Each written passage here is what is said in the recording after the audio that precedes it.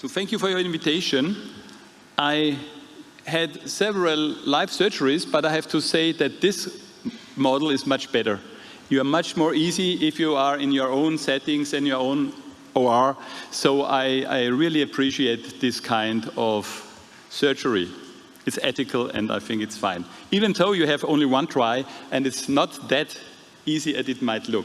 So these are my financial disclosures. The sponsors of this video are Rayner and Hasa Optics, which is a disposable instrument for the manipulation within the eye, the rhexis forceps.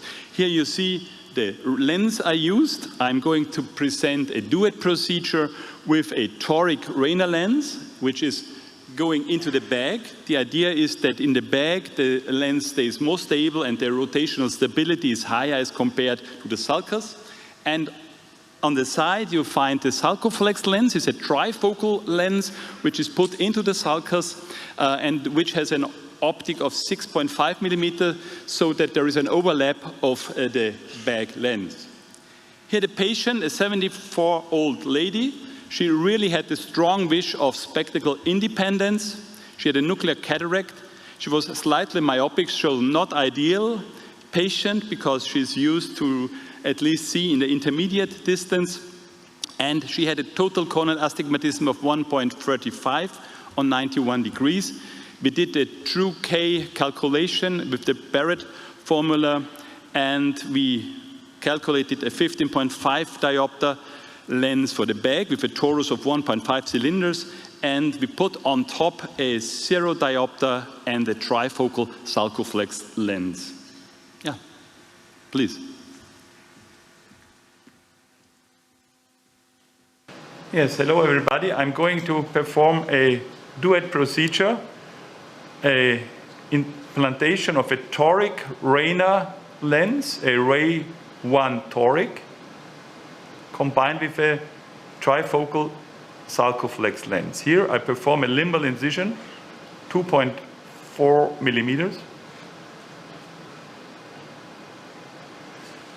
Now I instill some intracameral anesthesia.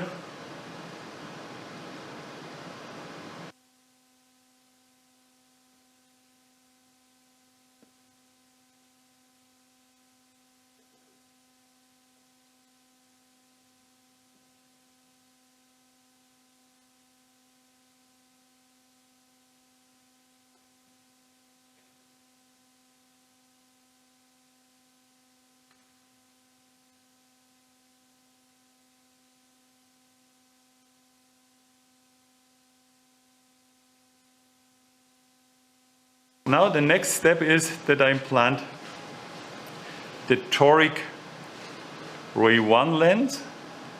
I first instill some viscoelasticum to inflate the capsular bag. Wasser bitte. So this is a preloaded system of the Ray 1, and I will inject now the lens into the capsular bag. This lens is a hydrophilic closed-loop single-piece lens, quite a stiff haptic that is good for, especially for toric purposes. So if you want to have a rotational stability, you see the marks of the torus here, and now I will rotate the lens into the capsular bag. Bisschen Wasser bitte. And bring it on axis.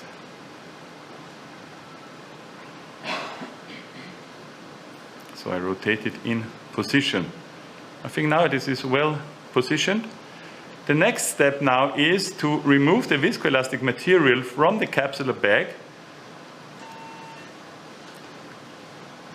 So I first go behind the lens and remove the viscoelasticum from there. Ist es noch polishing? Nein, oder? Na, zurück bitte.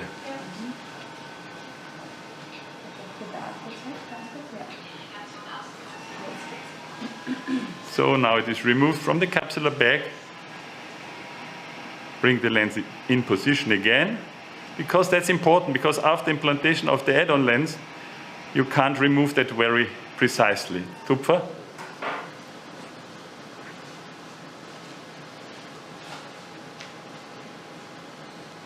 The next step now is the implantation of the add-on, the Sulcoflex trifocal lens. Viscoelasticum, viscoelasticum. Now again, I bring viscoelastic material into the anterior chamber to have space for the implantation and to press down and backwards the bag lens. And then I bring viscoelasticum behind the iris so that I lift the iris a little bit. That makes the implantation easier. Now I'm going to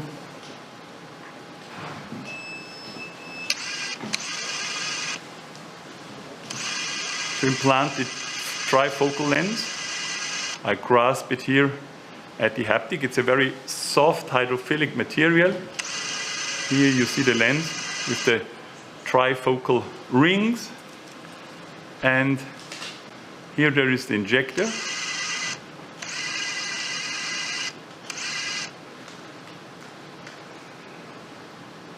And you bring it here behind the two wings. It's important that the optics are behind the wings. The optic is quite large. It has 6.25 millimeters of diameter. And then I fold it a little so that it is folding downwards.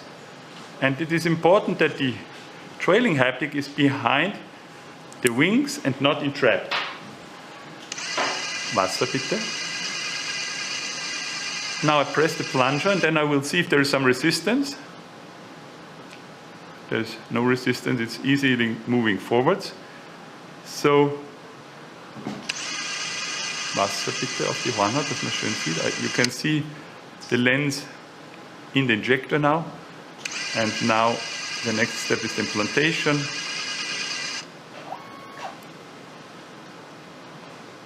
I bring it into the anterior chamber. The leading haptic will open quite controlled. And I bring it behind the iris, as you will see soon. I do it in a slow motion movement, and you see the trailing haptic is also getting into the anterior chamber. So, Spatel. And now I position the haptics behind the iris. As they're very soft, as long as there's viscoelasticum within the eye, they sometimes do not open by themselves easily. But you will see when I remove the viscoelastic from the eye, they will position themselves in the sulcus. First, I lift and go into interface. I remove the viscoelasticum from the interface here. That's important. And then I remove it from behind the iris and the anterior chamber. I always position the Sulcoflex lens in the area 90 degrees to the first lens, so that the haptics are in a different position within the eye. You see the lens, the toric lens, is still stable, even though I'm doing some manipulations on the Sulcoflex lens. It stays in position, quite stable at 90 degrees, 93 degrees.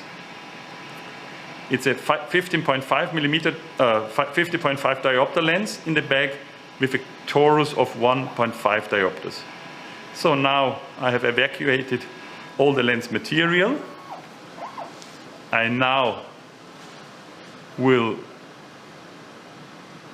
hydrate the main incision. And then finally, I will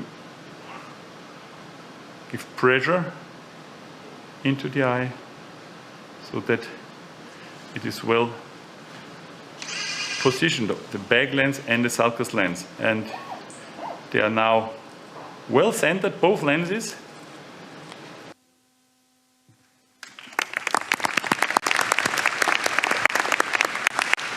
Thank you very much, Michael. I think we have a couple of questions here. Dan has a question, and Yeah, so also the I question. just have a question about your, have you implanted a lot of these?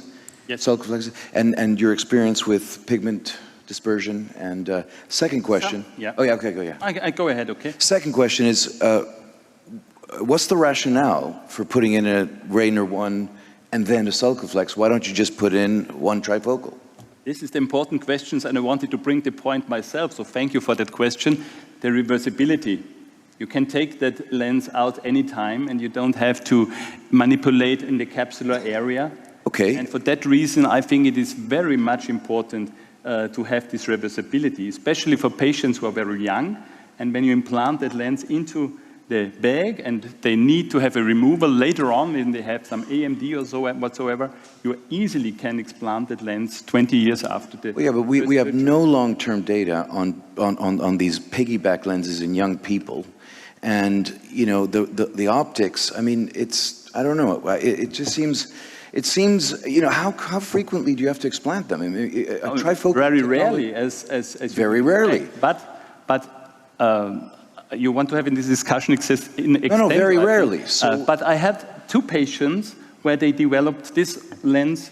The refractive one is 10 years old now, and the patient developed a AMD, and for that reason I had to remove this lens, and at least I gained some contrast.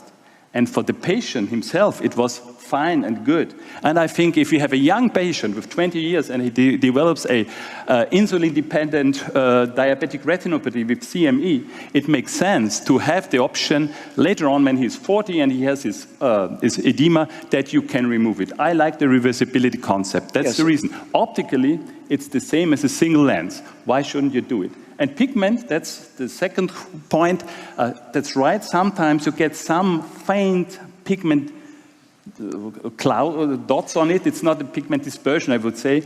I think it's much better now when I implant the lens 90 degrees to the first in-the-bag lens, because then I think there is more space and I have no big problem, at least no secondary glaucoma or something of this bad complication. okay. So if you were to put in a capsular tension ring in every trifocal, then that makes the explantation easier. And it depends so much on the trifocal lens you use. If you have a plate lens or if you have an open loop lens, I think we can discuss that half an hour. But I think in my eyes, it makes sense, absolutely. Well, in your eyes, you Sorry, Dan, I'm going to cut across you there, otherwise we'll never get this question. Yeah, he hasn't done anything. In 10 seconds. He's still wearing glasses. When, if ever, do you Yes, do a I have no PI? cataract, you know. So, Michael, can I get that point to you across? In duet procedures, when, if ever, do you do a PI? Only in very, very short eyes, not routinely. No, I don't do a PI. No, thanks. Okay, so we'll continue.